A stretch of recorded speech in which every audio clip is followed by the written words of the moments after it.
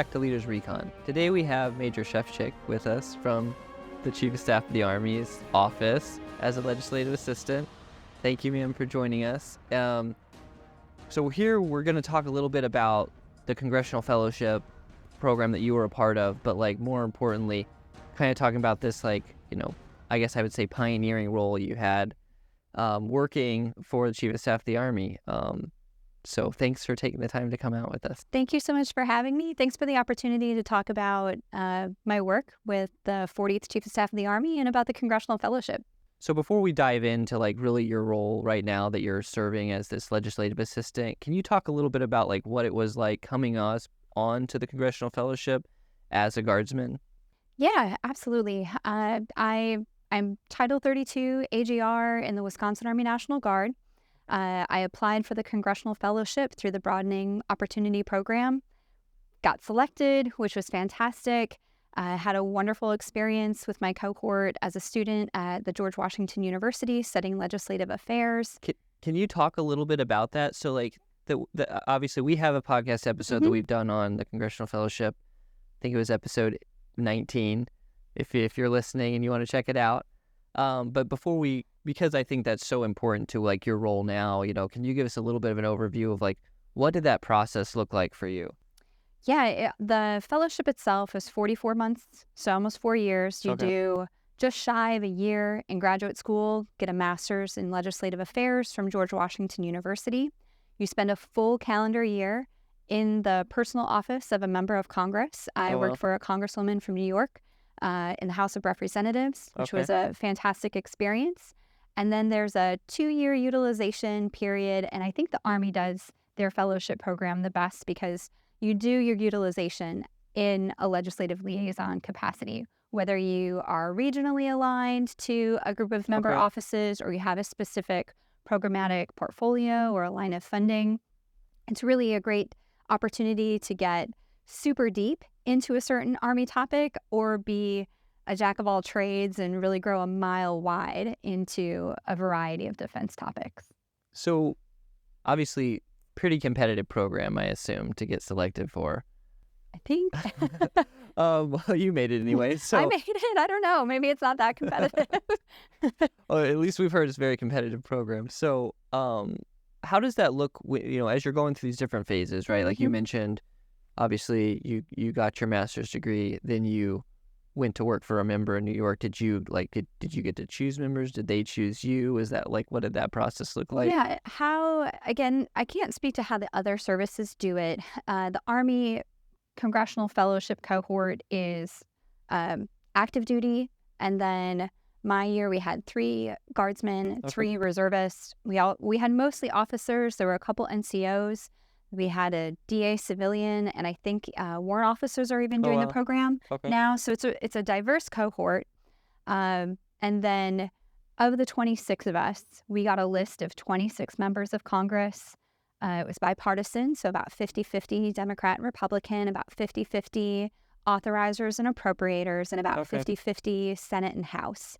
And we rank ordered our preferences 1 through 26. And the powers that be figured out who goes where and shuffled folks around. And I think for the most part, we all had really great experiences in the offices. So then coming out of that time on the Hill, you went into this utilization tour. How does that work for you? How did you end up where you are today? Yeah. So the typical utilizations are either with a program or with a regional set of member offices on the House or the Senate side. And I was on the House side. One of my other National Guard cohort mates was an NGB LL, so he had a portfolio for NGB. One of my other classmates and NGB cohort or National Guard cohort took a program for Homeland Security and Corps of Engineers in the OCLL, or Office of Chief Legislative Liaison Programs Division. And then about a year into that, out of the 2-year stint, the Army senior leaders, so the Secretary of the Army, the Undersecretary of the Army, the Chief of Staff of the Army, and the Vice Chief of Staff of the Army were all replacing their legislative assistants. So from each group, a couple names were nominated. We went through some different interview processes, and somehow I got lucky enough to be selected to work for General McConville, the 40th Chief of Staff of the Army. And like that had to be an amazing opportunity. Like what from the last couple years of you working there, like what has been, I guess a significant moment, or like what stands out to you the most? I am just so grateful for the opportunity to work so closely and see a senior leader like the Chief of Staff of the Army, how he works, how he operates, how he asks questions. That was just an incredible lesson in leadership and understanding the different relationships between the chief and the Army staff and the Secretary of the Army and the Secretariat, understanding how, we are a civilian-led military and the uniform leadership are either uniform commanders or military advisors providing best military advice. So that was really fascinating to see firsthand and work within that space on a day-to-day basis. Yeah, I can imagine that. I mean, I can't really imagine because I've never done it, but getting an idea of your perspective, like, obviously, from what I understand, you're like the first guardsman really to ever done this role. Is that correct? As far as I know, okay. Yeah, I think so. I know that there was a reservist that supported the Vice Chief of Staff of the Army in the past. She's a phenomenal officer, still doing great things for the Army Reserve. But I don't know that they had someone from the National Guard represented, and I'm kind of embarrassed to admit it, but at the time when my name was one of those nominees to go forward to the board, I just thought I was that token guardsman, right? The throwaway COA. I had never in my wildest dreams thought that I'd actually have, the opportunity to realistically compete for the job, let alone be selected and serve for 2.5 years in that role. So serving this last 2.5 years in that role, how has that, I guess, influenced your perspective on, those kind of like Army Guard relationships that we're always talking about, like having such close proximity to the Chief of Staff of the Army? Yeah, I can say with confidence that our Army senior leaders have faith in the Guard, trust the Guard, believe in the value of the Guard, and value it. And I was fortunate to be in that group during some really critical times in our history between COVID, January 6th. Oh, yeah. Support to the inauguration for President Biden, where we had guardsmen on the Capitol for nearly 5 months, working through Southwest border challenges, the withdrawal from Afghanistan, things kicking off between Ukraine and Russia. So the Guard has had a role in all of that, not to mention big exercises, Talisman Sabre that just took place in the Pacific. Guard had a role in that, Project Convergence, different things that are really transforming the Army, and the Guard is right there with it, and those senior leaders know it, and that was really satisfying for me to know that my people are understood and valued, because I don't know that I had that perspective or that feeling when I was back at the state. Interesting. So what would you say, like if you had to define or sum up your role as a legislative assistant, in the Chief of Staff's or Army Chief of Staff's office, how would you describe that? And can you give us a little insight into what did you do in that role? Yeah, every day was different. Every day was a learning experience. But my primary function was to support the Chief of Staff of the Army in his congressional engagements. Okay. So preparing him to have office calls, meetings, phone calls, social engagements with members of Congress or congressional staff, making him aware of any congressional interests that related to travel that he was doing or places he was going to go visit. And then, of course, preparing for the posture testimony that the Secretary and the Chief testified of the 4 defense oversight committees every spring to defend the Army budget. So preparing them for that, managing congressional correspondence, and I think a role that I am not surprised happened, but I didn't really think about it, but just being part of the chief's team was really, really rewarding to support the whole team in all of the things that the Chief of Staff of the Army has to do, whether it's media engagements or doing different outreach. Being able to be there and share my perspective when I had something meaningful to contribute, or just be able to sit back, be quiet, take it all in, learn from the others in the room, and make myself that much better for the future. Yeah, I was thinking about that because you talked a little bit about like, seeing these senior leaders, up close and personal and like learning and gaining from that. What would you say were some of the biggest takeaways that you could define from your last 2.5 years that you think you're going to apply in your next few assignments as a guard officer? Yeah, I learned an incredible amount working in the Office of the Chief of Staff of the Army. Incredibly talented officers, NCOs, and warrant officers working up in that space. So we've talked a little bit about your experience the last couple of years working for the Chief of Staff of the Army. What would you say your biggest lessons learned from that you're going to apply to future assignments, and why? I learned an incredible amount working in the Office of the Chief of Staff of the Army. I think number one comes from being on a diverse team of really skilled professionals. So seeing the strengths in everyone, giving them opportunity and space to excel in those, the areas of expertise. I think taking care of people. So when somebody needs to take care of something on the personal side, or if someone is ill or is at training or TDY, the rest of the team can step up and help carry the water. Seeing a team function at a really high level through a lot of contentious, challenging times. That's what it came down to, is having an effective team where everyone treated each other with dignity and respect, and we supported each other. How did that get weathered? Obviously, Chiefs of the Army under quite a bit of scrutiny from both internal and external organizations, right? So I'm assuming there's a lot of like pressures on the organization at times. What were some of the things that you think made that organization, the team that you were on, so resilient and successful? We had a great representation across a number of career fields. So, there's no Army MOS for speechwriters.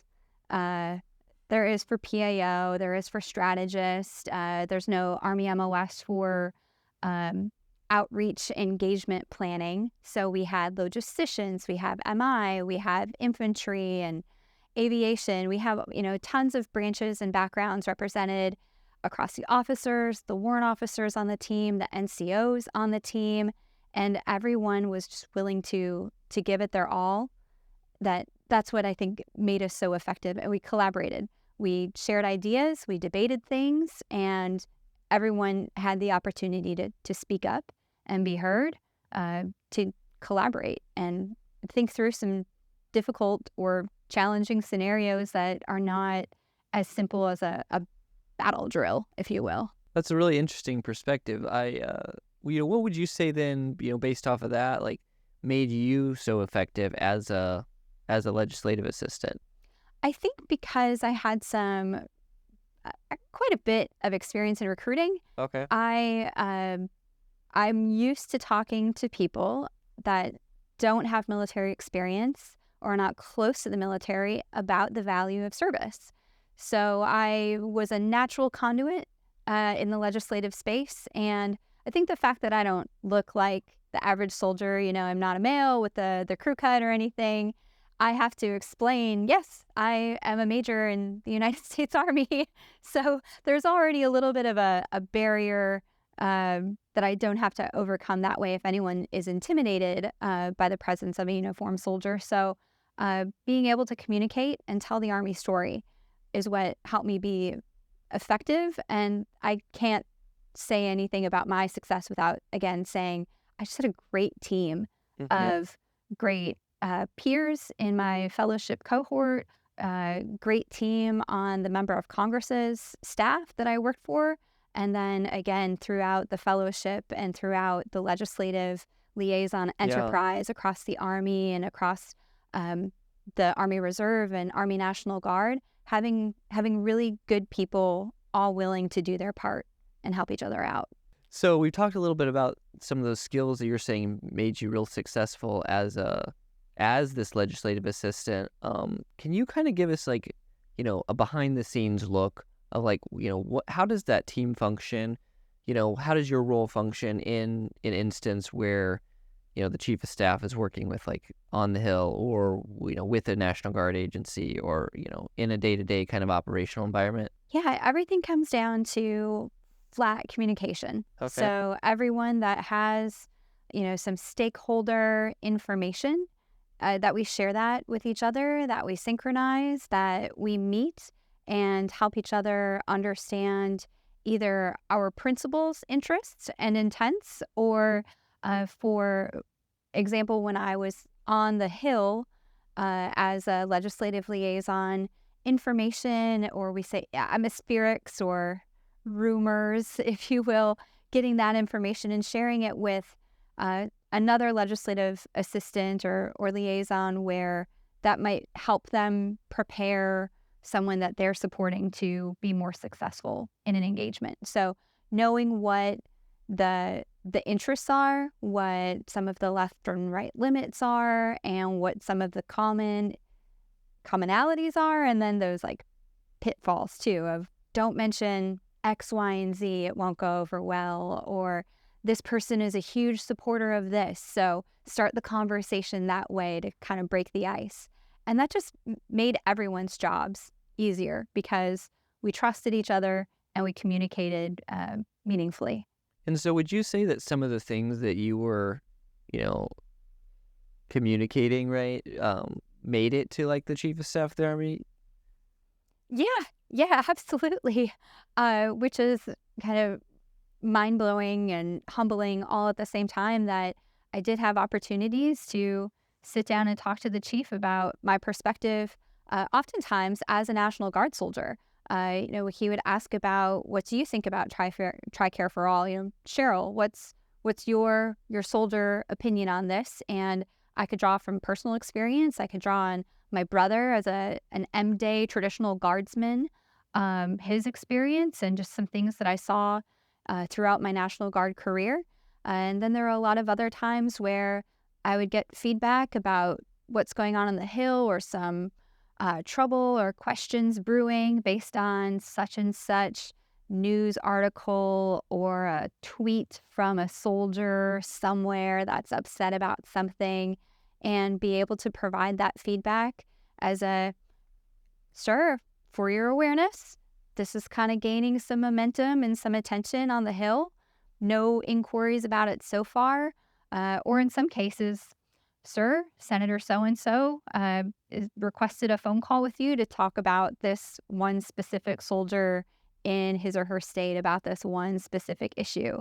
And then I prepare him and work through whatever the issue is and try to have a conversation that supports the Army, supports the National Guard, and helps satiate the member of Congress that has an interest. Well, that's something that's so cool, I think, because I, had the, I guess, misnomer that like there would be some 2-star, 3-star person that was preparing him, and that, as I guess more junior officers were just like kind of doing the staff work. But you're saying, no, you were actually helping prepare the chief of staff of the Army in some cases. Can you give us an example of what that was like? Yeah, fantastic. I didn't always have a seat at the table in these conversations. Oftentimes it was with the 3 stars or the 2 stars, but I did a lot of background research. I did a lot of preparation material, and on occasion had the opportunity to do the one-on-one engagements or in a smaller setting. So it was a great experience to have that close connective tissue, but it all worked out because the chief of legislative liaison and the NGB LL chief, the financial management everybody worked well together and communicated, and all of the staffs worked together as a team too. Yeah, it's got to be super cool, not only to be in the room to do some of that preparation, but also to your unique perspective as a guards person. I think that most, or at least I'm under the impression that like we talked about at the beginning of the podcast, where you're like, well, does the guard really have a seat at the table? Like, we know we have the chief advocating for us, but just the fact that the guard is kind of integrated into a lot of these active duty organizations, I think is super cool. I don't know, what are some other, I guess I could say, misnomers that you would think commonly exist in the force that I guess you learned being up there at this strategic level that don't really exist? I think of it in kind of two different buckets. One, we have a lot of Army and military leaders that have had outstanding careers, have done amazing things, either on active duty or in our field, back at the state, that don't really know how like the big picture, the big government works, or they just haven't worked at that level. The whole planning, programming, budgeting, execution, how that works in the big picture with the civilian-led military. I certainly didn't understand it to scale as a junior officer, even going to Command and General Staff College. Like, I didn't really fully appreciate it. As a graduate student getting a master's in legislative affairs, didn't fully appreciate it until I was on the Hill and working in it and seeing the push and pull and the back and forth. The other side of that is, I think we often underestimate the power of congressional staff and the folks that are supporting national defense and that entire enterprise, most of which, I dare to say, don't have military experience. Some are very, very young, but that doesn't mean that they're not incredibly knowledgeable, incredibly connected, or incredibly influential.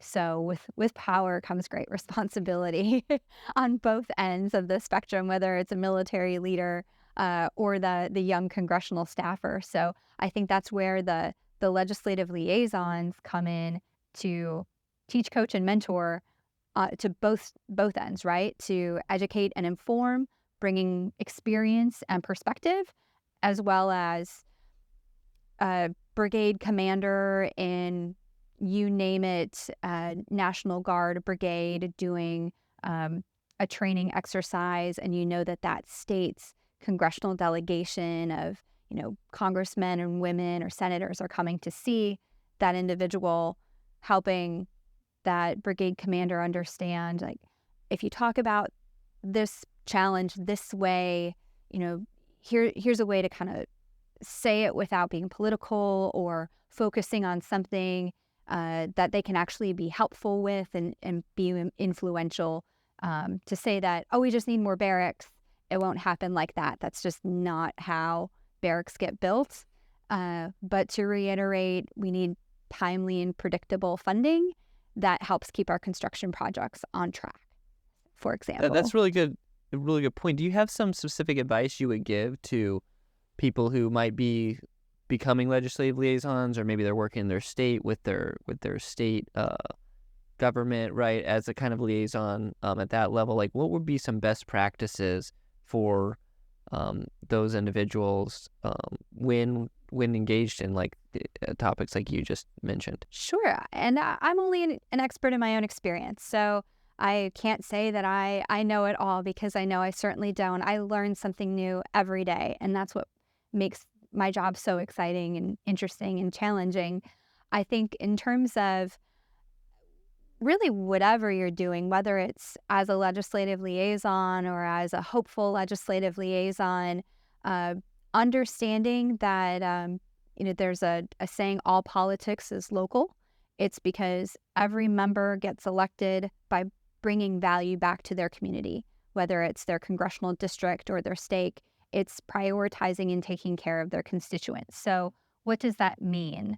Does that mean reducing noise from F-16 flyovers? Does that mean building more training facilities and creating jobs? Does that mean the defense industry prime vendor in your state that makes a plane, a train, I guess not so much a train, that makes a military truck, that they get the contract. So those are things that members are interested in. Okay. So understanding, what that interest area is. And the other big piece that I would offer that I maybe didn't appreciate as much when I was back in the state is having awareness of current events at home, across the U.S., in our political environment, and globally, because that affects what we do and that impacts our national security. So knowing what the weather is going to be like this afternoon, and if your guard unit is going to be mobilized to respond to a natural disaster, tornadoes, floods, mudslides, whatever it is, if there's some other, political thing going on and you might be activated for, some other form of support to law enforcement, or, if there's armed conflict kicking off somewhere in the world, and what that might mean to you as a National Guard leader. Well, that's interesting you bring that up, because it puts in my mind another question, which is there's so much information out there. How did you, as a legislative liaison, kind of, take everything in and then figure out what was meaningful in the moment? Yes, there's so much information out there. And I have to caveat, be a news junkie, but be a diversified news junkie. Don't Okay. take all of your information from one source, because that's one perspective. So getting diverse opinions. I think we live in an incredible information age with podcasts and different digital newsletters that there were a few that I signed up for, some a little bit more conservative leaning, some a little bit more liberal leaning, and I could compare and contrast to get the information. A lot of the defense information or defense news stories, I think, is kind of down the middle. It has to do with a certain thing, Yeah. a weapon system, a vehicle. But when it comes to policy, then it's good to get some diversity in your perspectives. How do you take data and information and make it into knowledge? It just takes time and practice, and sometimes a lot of triaging priorities. Yeah, I was gonna say, I can imagine, like, at your level, that there's just, it's got to be so interesting to try to tune down the amount of information that you have coming in to the bite-sized pieces that fit into the chief's schedule. Right. Yeah. One thing I will offer is that if you have a boss, whether it's in the legislative space or at the Pentagon or at your Joint Force headquarters, or just, at battalion level, that is interested in the news and is going to quiz you on it, know what news he or she watches and watch it too. So I know the member of Congress I worked for watched 60 Minutes every Sunday evening. So I watched 60 Minutes every Sunday evening. So when I saw her on Monday and she mentioned a certain segment, I knew what she was talking about. And Okay. then it challenged me to, engage outside of where I normally would have. So I learned in the process too. Can we take a second to step back a little bit? We kind of breezed through, the Hill part of your tour, right?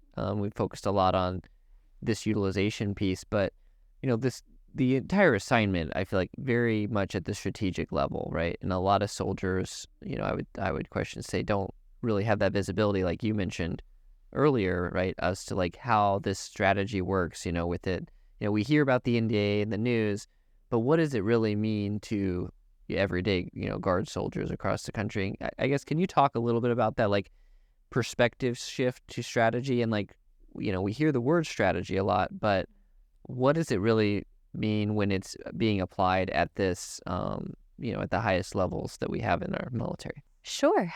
Well, strategy is not always codified. Okay. The National Defense Authorization Act, or NDAA, that you mentioned, that's a bill that Congress traditionally, I think over the last 60 plus years, every year has passed, that provides the DoD, so the Army included, its authorities to write strategy, to Okay.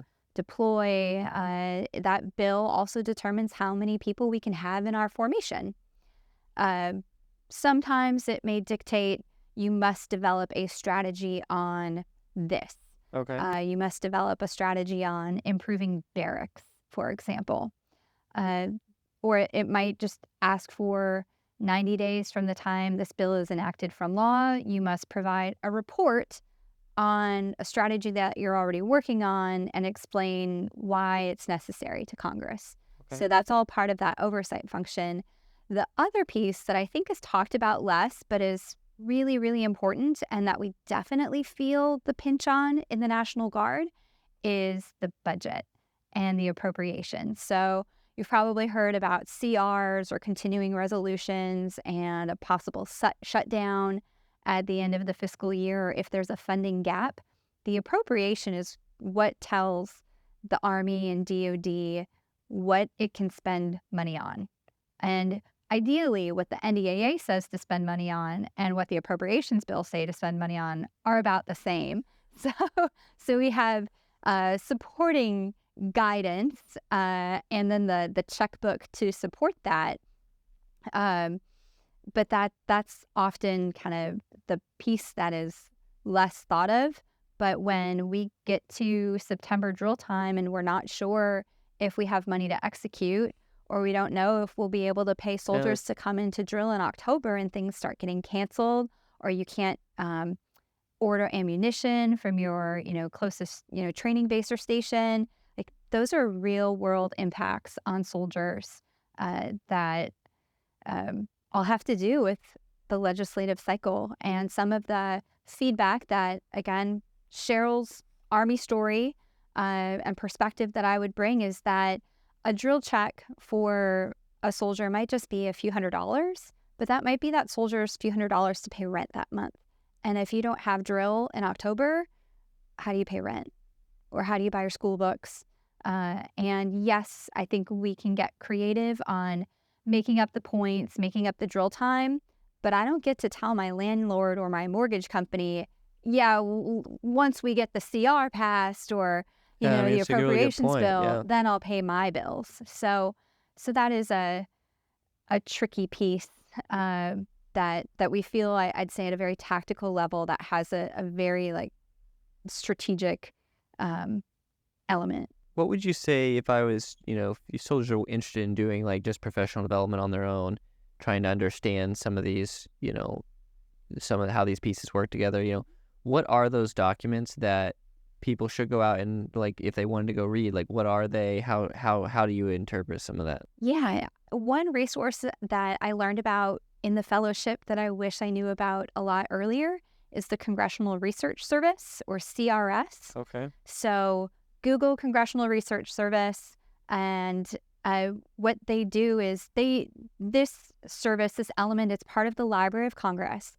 They do all of the background, nonpartisan, apolitical research for Congress, and they get them the facts. Most of that information is publicly available and published in very digestible, bite-sized, sometimes one-page primers, sometimes longer, 30, 40-page reports. But it's a great way to learn about a process like the National Defense Authorization Act process, or just the fiscal budget process, or even a specific policy. For example, if you're interested in integrating women into the combat arms branches, I'm sure that you could Google or search the CRS website and find some great information on the background and different actions taken to get us to where we are today. That's really interesting. And then on top of that, so we hear a lot of things, or at least if you read some of these summaries that come out about the NDAA, or what was in the NDAA summary last time that I read that was interesting? Oh, the ACFT, the ACFT might be going away. Then you hear this at the local level. They're like, it's in the NDAA, the ACFT is going away. Can you kind of explain, though, a little bit about what does that process look like, right? You see some language in the NDAA in one chamber and then there's other language in another chamber. Can you kind of walk us through, from your perspective, having been on the Hill and having been in the Chief of Staff of the Army's office, how does that work? thinking of your basic civics, I'm a bill on the Hill, Yeah. Schoolhouse Rock education. We know that the House writes a bill, the Senate writes a bill, and in order to be signed into law, they have to be identical. Now, the NDAA is one where historically they are not identical. There are different interests or items. One chamber might think the Army, or I should say DoD, gets more money, or another one wants a new ACFT, the Yeah. other one doesn't. To use your example, those differences have to be reconciled through a process that we call conferencing. Okay. So it's a negotiation process, and that usually takes place either a little bit during August recess, the staff work happens for it, but then once members get back into session in September, then they have the rest of the month to figure that out and ideally pass by the end of the fiscal year, 30 September. But we've seen historically it usually goes into the end of the calendar year. So once both chambers again agree on the identical language, then that goes to the White House for the president to sign into law. And that's what you're saying, where we'll have those gaps where we're on this continuing resolution while everything's getting appropriated, or can you explain that? Sure. If we don't have the identical appropriations from both the House and the Senate, and they're not, in like agreement, it can't go to the White House for signature to be signed into law yet. So there's just negotiation going back and forth within the chambers and then across the chambers. I mean, I think that's some really good perspective. If you could go back 10 years and give yourself some advice for these assignments that you've had, now, what would that be? So about 10 years ago, I got a really great piece of advice or challenge from a new boss that didn't really know me, but gave me the benefit of doubt that I was a good soldier and good officer. And he asked me what my goal for career goal was. And I told him, and he said, I think you could do better than that. I challenge you to do better than that. And just having that vote of confidence in my ability to stretch the limits and to grow as a professional, I really needed that. And it was that leader that encouraged me to apply for the Congressional Fellowship. So I'd say my advice to my younger self would be believe in yourself. And if you don't, trust the people who do on something, and continue to challenge yourself to grow personally and professionally, because it'll be so much more rewarding than you'll ever imagine. Yeah. So kind of caveating off of that, did you have any specific, I guess, things that you would like to kind of highlight to our audience? We always say like message to the force, you know what I mean? Like what are those things that we've talked about a lot from the questions, but like, are there anything that you really wanted to talk about here at the interview? Yeah, I think reflecting back on the last 5.5 years of my experience in the Congressional Fellowship and working in the Office of the Chief of Staff of the Army, I would say thank you to my fellow guardsmen out there. Thank you for everything that you and your families and your communities do to protect your community, the nation, to serve abroad, to advance our Army. That work is valued. It means a lot to the American people. Whether or not they realize it, it certainly means a lot to our Army senior leaders. So feel proud in that and challenge yourself, not to be cliche, but I'll use our new recruiting slogan, be all you can be. Really take advantage of the opportunities that you have to lead and to grow and to have fun and to, get your face dirty and to do some cool out-of-the-box stuff in the National Guard. Oh, well, thank you for taking the time to spend with us and share some of your experiences. I know I really learned a lot, and I'm sure the listeners did as well. So. Well, thanks again. I really had a nice chat. If you would like more information on any of the topics discussed today, please visit our social media pages in the links below. Tune in to Leaders Recon over the next few weeks as we bring in today's leaders and pioneers to discuss their experiences, share their wisdom, and help you grow as a leader. If you like this episode of Leaders Recon, please don't forget to subscribe below and leave us a 5-star review. You can find us wherever you listen to your favorite podcast.